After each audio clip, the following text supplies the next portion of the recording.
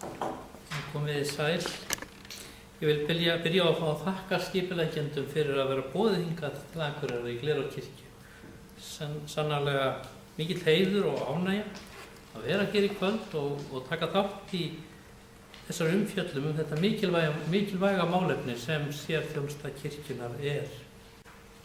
Í þessu erindi mínu í kvöld mun ég reyna að leita svara við hvað er sérþjónusta kirkjunnar, grunnur sérþjónustunnar, söguna lítið eitt og það umhverfi sem að hún starfar í, fyrir birtingamynd sérþjónustunnar, fjölmörgur staðir þar sem sérþjónustuna er að finna og fara nokkrum orðum um Sóltún hjúkrunarheimili þar sem ég starfa og einnig mun ég fara nokkrum orðum um tengsl safnaðar og sérþjónustu. Fyrst langar mig að fara nokkrum orðum seinni hluta þessa erindis, útréttur armur kirkjunnar. Hvað kemur í huga okkar þegar við sjáum fyrir okkur útréttan arm? Jú, við getum verið að tala ýmist báða armana eða annan. Við getum verið að bjóða velkomin eða teygja okkur eftir einhverju, taka á móti einhverju sem við afhenda okkur, vísa leið, lofsyngja, fagna eða heilsa, taka utanum og faðma.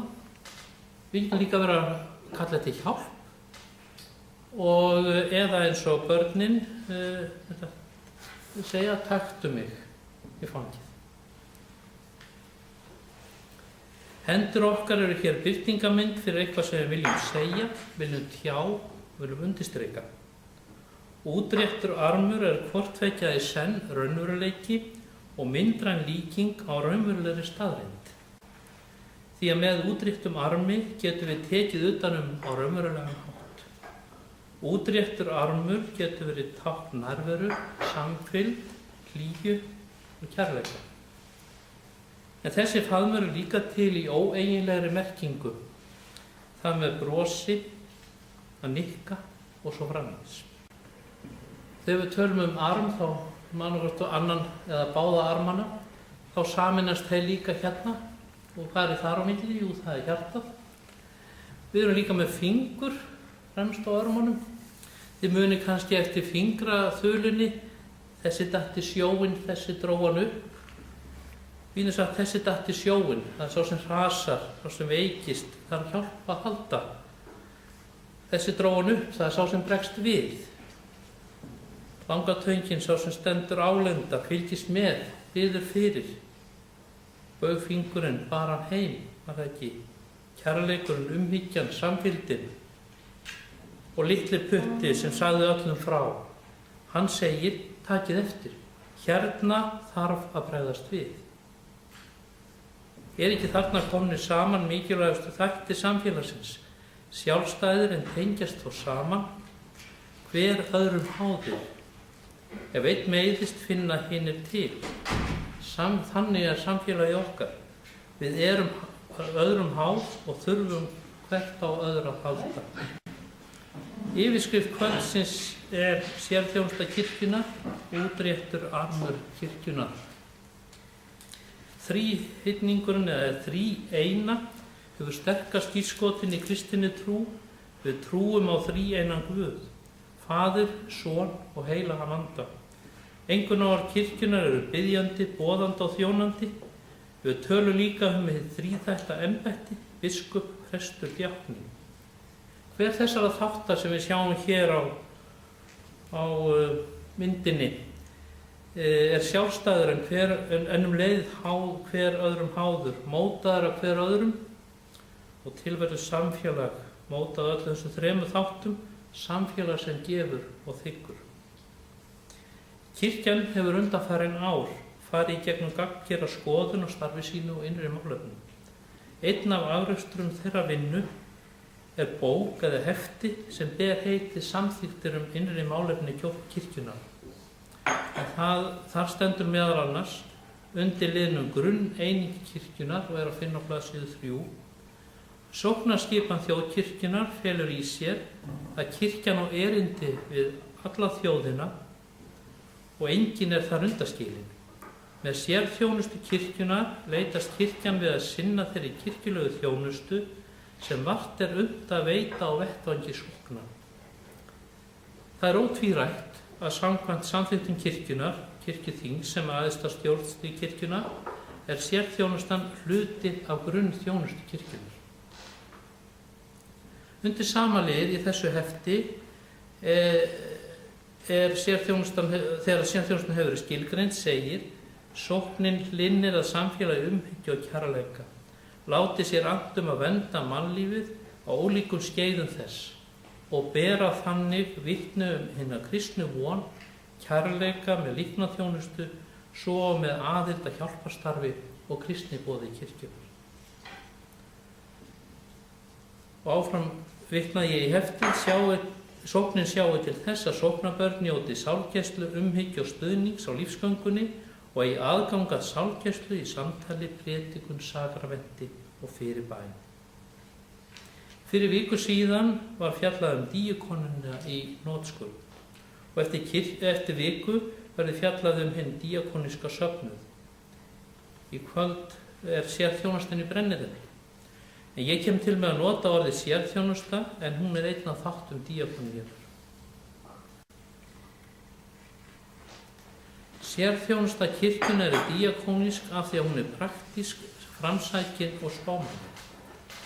Sérþjónusta kirkjunnar er díakónísk af því að hún tjáir virðingu, kærleika, samkennd í orði og verki, hún hleypur ekki frá.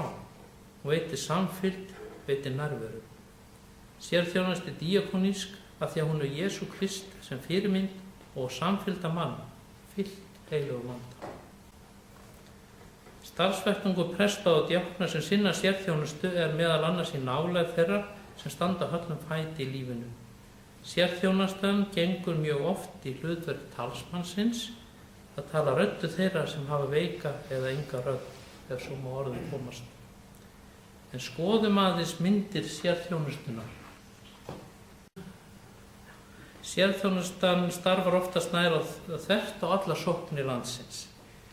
Sérstaða eða einkenni sérþjónustunnar er vettvangur hennar og tenging.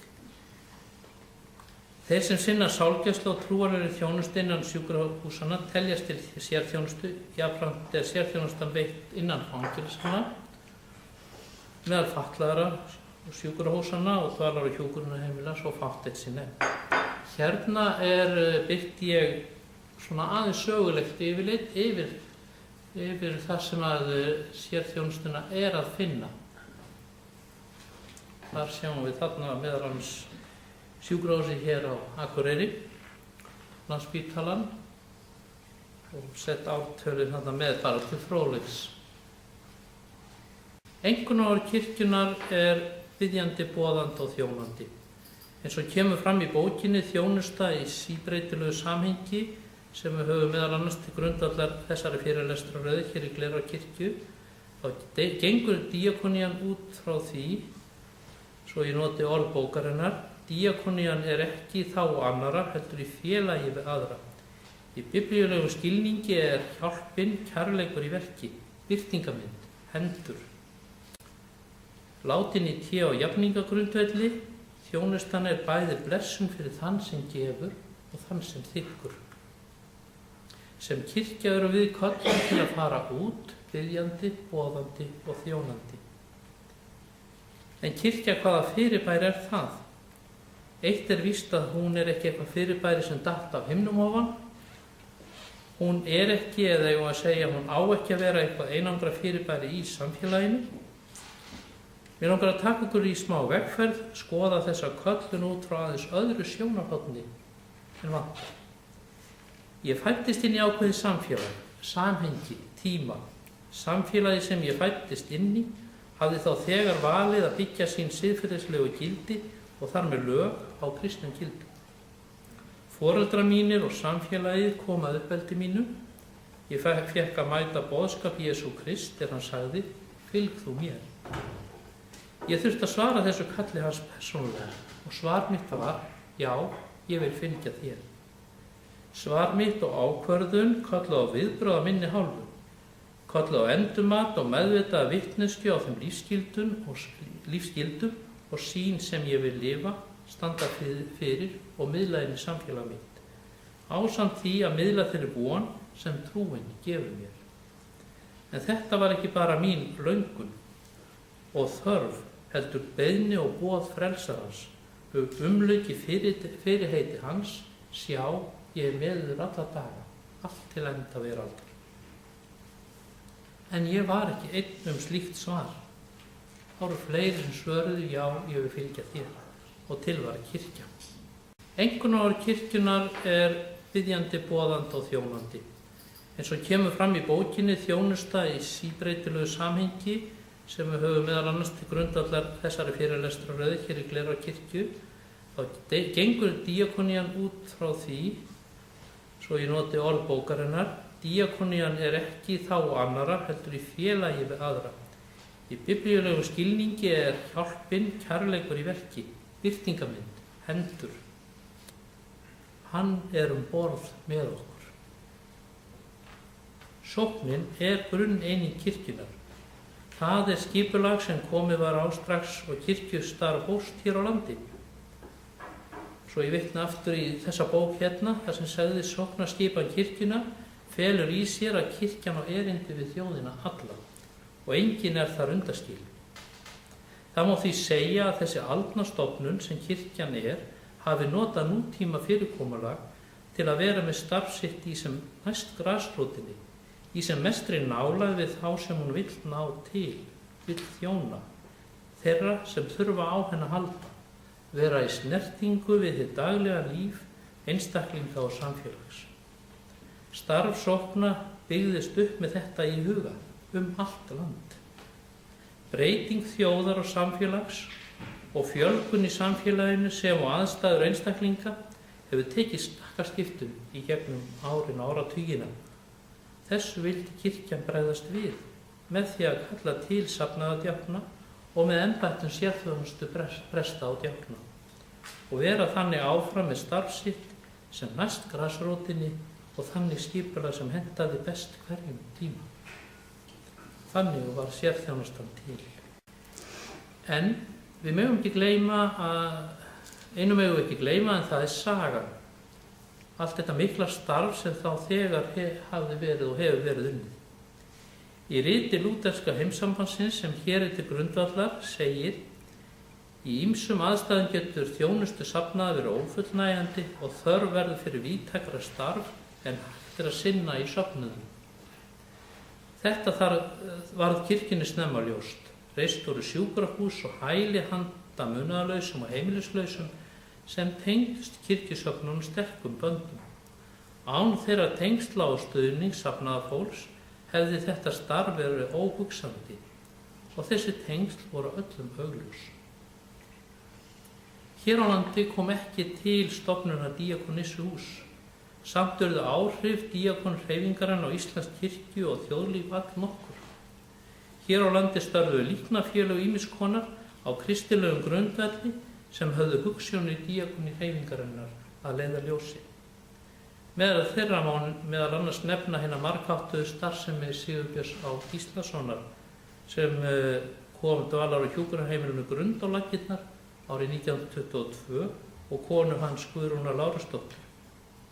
Einnig ber í þessu samhengi að nefna nöfn þeirra Ólafíu Jóhannsdóttur, Ingibjargar Ólafsdóttur og Ólafíu Jónsdóttur sem voru mikla baráttu og hugsjónarkonur í anda díakoníunnar. Starfsamti Jósefssystra á Landakoti markaði farsæl spor í íslenska heilbrigðiskerfi.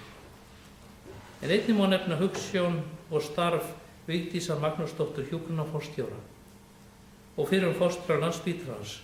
Hún stóð meðal annars við stofnun Kristilsfélag hjúkrunarkvenna árið 1952 en það breyttist í Kristilsfélag heilbrigðisstétta 1978 og var þá leið opnað fyrir fleiri fagstéttum. Með tilkomu sérþjónustunnar svaraði kirkjan kalli samfélagsins, steig út úr hinu hefðbundna sóknarfyrirkomulagi og sérþjónustan verður til. Til var nýr vettvangur, ný áskorun. Og með því að ganga í sérþjónustuna þá fjarlæðist presturinn sá gekk í sérþjónustuna hið þrönga umhverfi innan veggja kirkjunnar í jákvæðri merkingu þess orðs. Presturinn var ekki lengur einn eða í einslautum hópi, var komin samstarf, samfylgt fleiri fagstétta. Gerðar voru kröfur og eru gerðar kröfur meiri teymisvinnu, þverfaglegri vinnu með öðru fagfólki sjúkrahúsa og stofnana og kannski aðrar áherslur í vinnuaðferðum en tíðkast hafðu innan kirkjunnar. Þessi nýji vettvangur kallaði á meiri þekkingu og reynslu á því umhverfi sem sérþjónustan starfar í og ekki síst meiri sérþekkingu og sérhæfingu í klínískri sjálfgæslu. Sérþjónustan hefur kallað eftir faglegri handleiðslu, markvissari og faglegri eftirfylgdu fólk í erfiðum aðstæðum og samstarfi við sóknir allt land. Sérþjónustan mætir öðrum fagstéttum á jafningjagrunni og starfar með öðrum á málefni þeirra sem þeir eru að þjóna og styður þannig við heildræna þjónustu innan stofnunar. En slíkt samstarf kallaði á teymisvinnu. Með góðri teymisvinnu skapast traust, skilningur og virðing á milli fagstétta. Menn tala sama tungumál ef svo má orði komast og það leiðir til aukinna gæða hinna heildrænu þjónustu innan stofnunar. Myndugleiki og auðmýkt er aðalsmerki góðrar teymisvinnu og í allri þjónustu.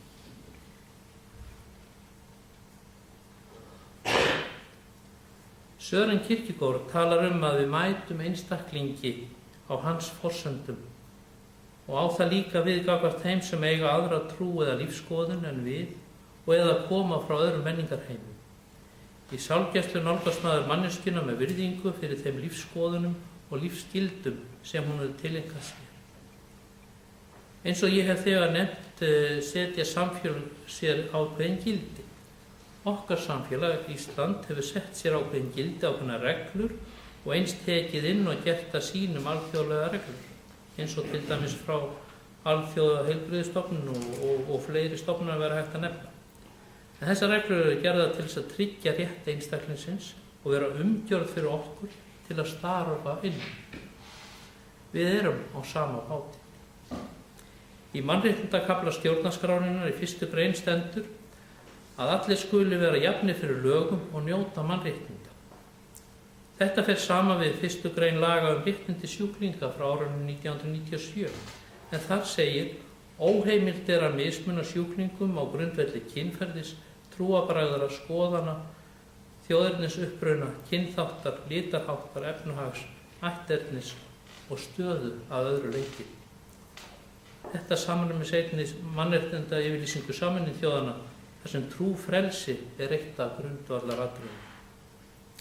Í 23. grein laganna réttindi sjúklinga segir sjúklingur og nánustu vandamenn hans eiga rétt á að njóta andlegs, félagslegs og trúarlegs stuðnings.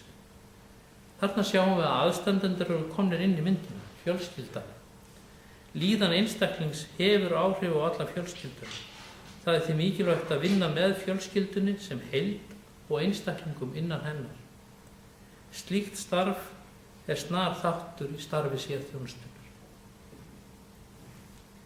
Í lögum heilbrigðisþjónustu nr. 40 frá 2007 sem taka til skipulagsþjónustunar segir að markmið laganna sé að allir landsmenn eigi kost á fullkomnustu heilbrigðisþjónustu sem á hverjum tíma er tök á að veita til verndar andlegri, líkamlegri og félagslegri heilbrigði. Hér segir allir landsmenn. En þrátt fyrir það má finna lög málefni ólíkra hópa, lög sem eiga að styrkja stöðu þeirra og nefni ég til dæmis lög málefni aldraðra sem sett voru í fyrsta sinn sem heildstæð löggjöf árið 1982. En talandum ólíka hópa má minna á tiltölulega skömmum tíma hefur íslenskt þjóðfélag breyst úr einsleitu samfélagi í fjölþjóðlegt. Til landsins hefur flust fólk af ólíkum uppruna, mótað af arfleið og menningu þess lands sem það kemur frá, lífsháttum og trúarhefð. Og það er mjög eðlilegt og samkvæmt lögum að við, íslenska þjóðin, virðum trú þeirra á þeirra forsendum og menningararfleifð þeirra. Það vil ég benda á rit frá landlæknisembættinu sem heitir Menningarheimar mætast. Hvað er sálgæsla? Ég leyfi mér að birta hér skilgreiningu eftir Sigfinn Þorleifsson. En eins og fram hefur komið er sálgæsla stór þáttur í starfi sérþjónustunnar og Sigfinnur segir sálgæslan byggir á heildstæðum mannskilningi, hún verður aldrei sundurgreind, hún er líkami, andi og sál í sínu félagslega umhverfi.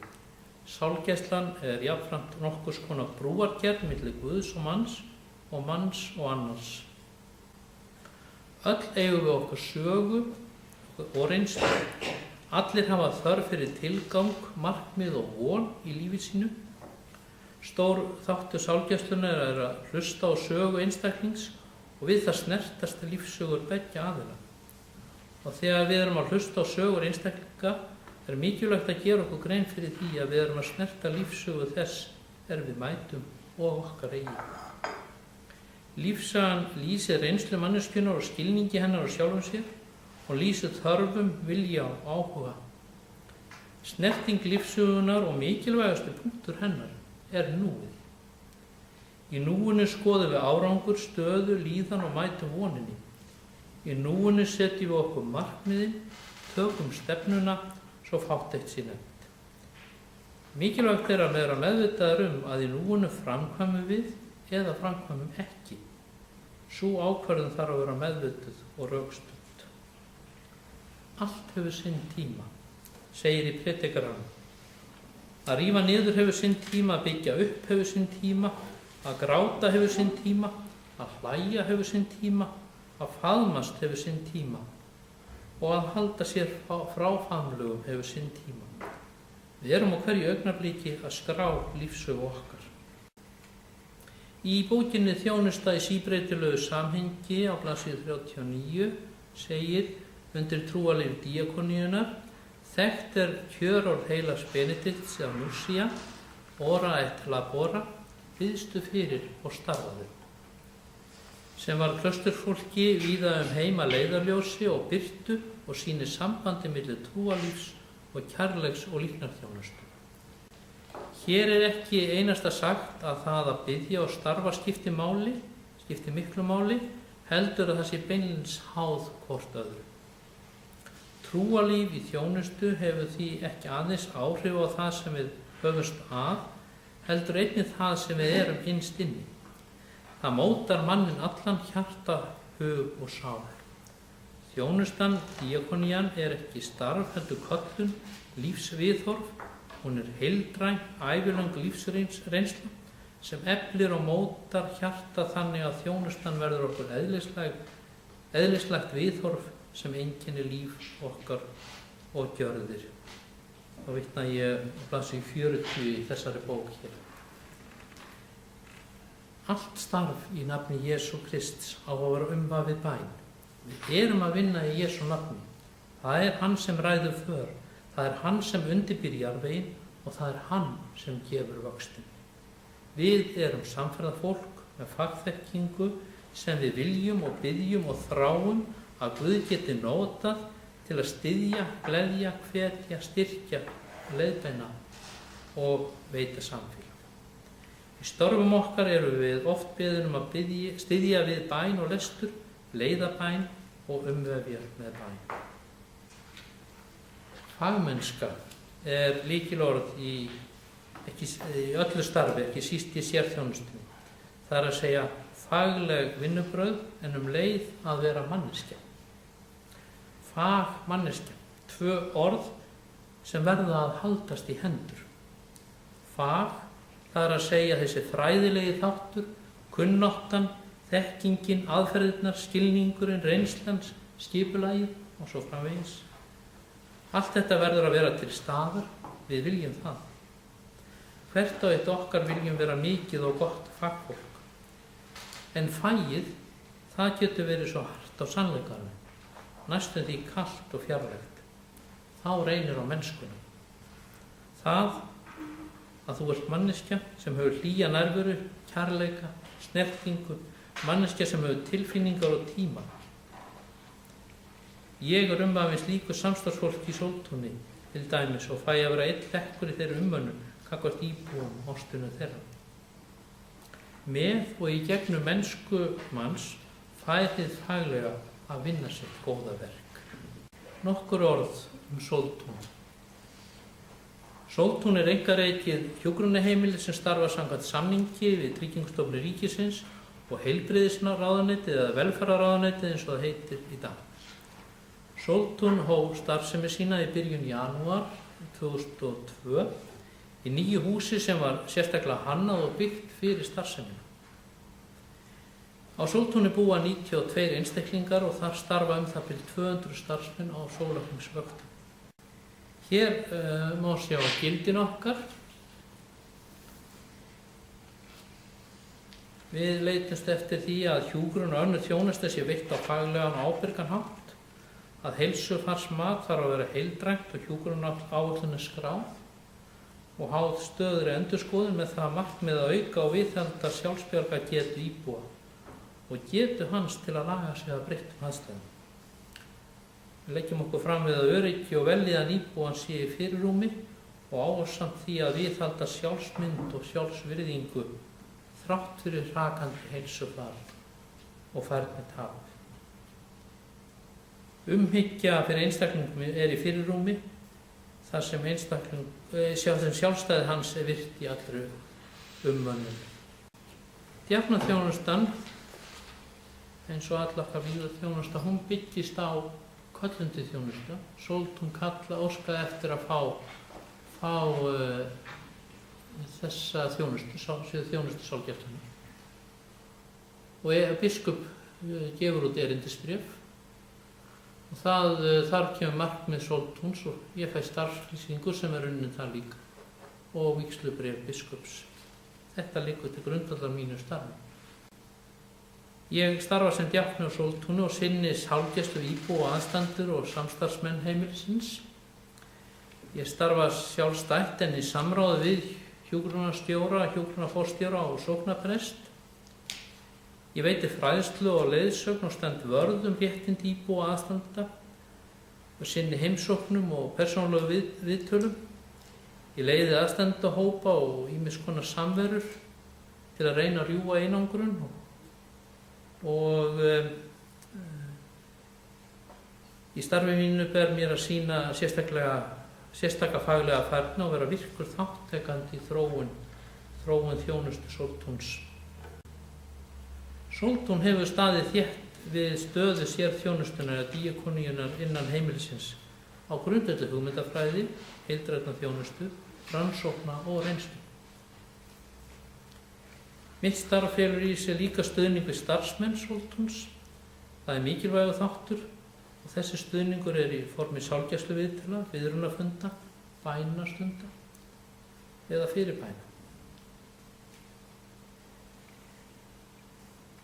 Guðþjónustur eru einu sinni í mánuði að jafnaði frá því september og fram að hvítasunnu, en helgistundir eru á hverri hæð vikulega. Svo ég nefni það. Ég mynda teymi með hjúkrunarfræðingi og nánustu umönnunaraðilum og þannig fylgjum við íbúa og ástvunum hans í gegnum lífslokaferlið og lífslokin og bjóðum ástvunum að hafa kveðjustund við dánarbeð. Nokkrum dögum eftir andlát, innan viku gjarnan, þá er boðið upp á minningastundir og er tilgangur og markmið þeirra að heiðra minningu hins látna og vera farvegur fyrir íbúa og starfsfólk til að votta samúð þeirra og samfylgd og þakka samfylgd. Þessar stundir eru einnig hugsaðar fyrir nánustu aðstandendur og vini til að kveðja heimilið, íbúa þess og starfsfólk. Það er mikil alúð lögð að hendi starfsmanna í alla umgjörð minningastundarinnar og koma starfsmenn jafnvel að frívöktun til að sýna stuðning sinn, virðingu og þökk. Eftirfylgd við aðstandendur að hluta þeirri sálgæslu sem ég veiti sem djákni og eins bendi ég fólki á þann prest sem að sinnti þeirri útför sem að að vera í tengslum við hann.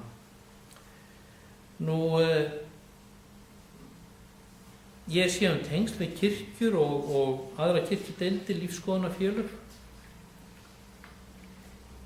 Ég hef tekið þátt í kistulagningum og jarðarförum og jarðsetningu duftkera þegar þess óskað og þá í samráði við sóknarprest. Laugarneskirkja er okkar sóknarkirkja og sóknarpresturinn okkar, hann kemur 3 ára ári og messar og auk þess fundum við alltaf 2 ára ári, samtals- og skipulagsfundir. Tenging við prófastdæmið, við fáum prófastinn okkar í heimsókn og héraðsprestirnir messa hjá okkur reglulega. Og auk þess annars sem maður hefur fengið annars stuðnings og samstarf við prófastdæmið. Og eins það með biskupsstofuna, það hefur verið gott að leita þangað. Tengsl safnaðar og sérþjónustu. Pétur Björg nefndi það sérstaklega að ég myndi aðeins koma inn á það. Hvernig sé ég tengsl safnaðar og sérþjónustu? Ég sé hana gegnum köllunina og vígslunina og það samfélag sem að kirkjan veitir og það samfélag sem kirkjan er. Ég sé það í gegnum guðþjónustu safnaðarins, í gegnum fyrirbæn og fræðslu og síðast en ekki síst í gegnum skjólstæðingi, því að það er þar sem við hittumst. Það er hann sem að er þungamiðjan í öllu okkar starfi. Ég vil undirstrika það sem kom í upphafi að sérþjónustan er hluti af grunnþjónustu kirkjunnar.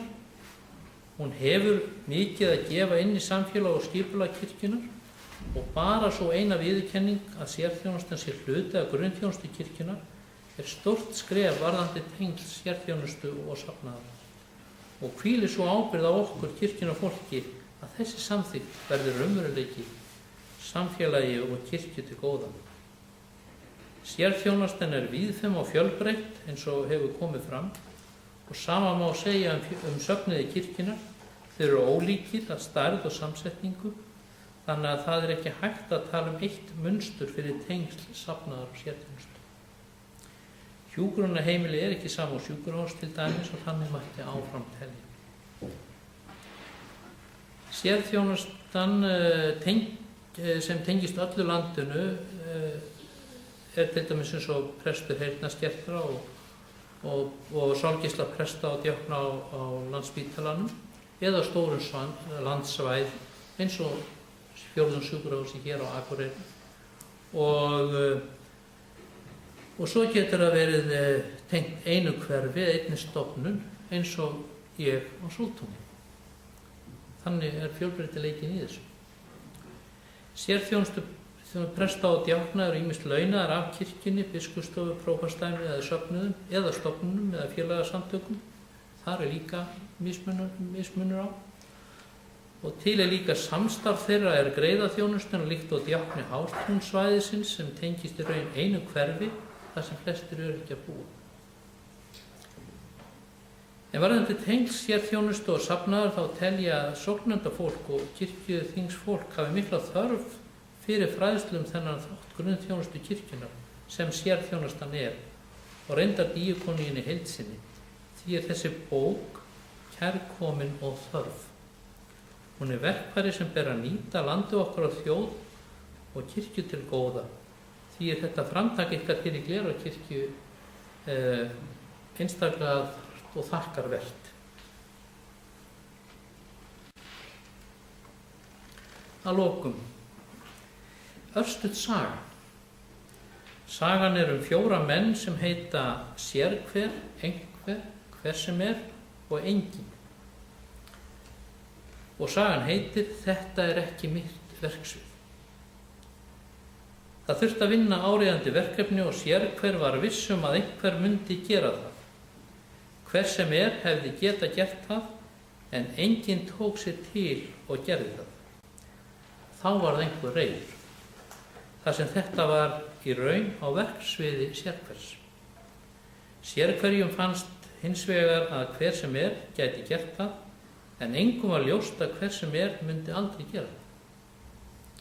Þetta endaði svo með því að enginn gerði það sem hver sem er hefði getað gert. Hér sjáum við glöggt að hér er ekki útréttan arm að ræða. Menn hafa dregið að sér höndum. Hér upplifum við líka ákveðna ringlureið, ákveð óöryggi. Hér birtist sjálfhverfan í sinni skýrustu mynd. Málið öllum viðkomandi en ekkert gert. Sérþjónustan birtir útréttan arm kirkjunnar sem svar við kalli samfélagsins samstarf við hinnar ólíkustu aðstæður en á faglegu nótum til að mæta einstaklingum á heildrænan hátt. Litrík mannlífsflóran sem byggir þennan heim, þetta land. Við erum á sama báti. Okkar vegferð liggur saman. Við erum ein heild sem byggjum upp það samfélag sem við lifum í og berum ábyrgð á.